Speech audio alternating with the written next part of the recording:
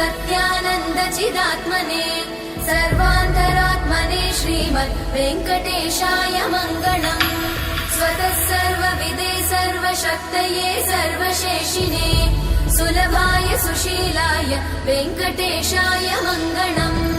परस्मै ब्रह्मणे पूर्णकामाय परमात्मने प्रयुञ्जे परतत्त्वाय वेङ्कटेशाय मङ्गलम्।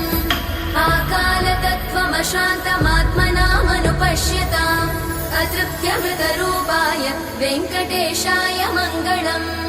प्रायस्वचरणौ पुंसां शरण्यत्वेन पाणिना कृपया दिशते श्रीमद् वेङ्कटेशाय मङ्गलम्।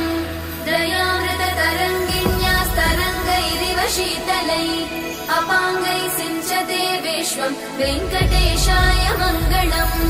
स्रग्भूषाम्बर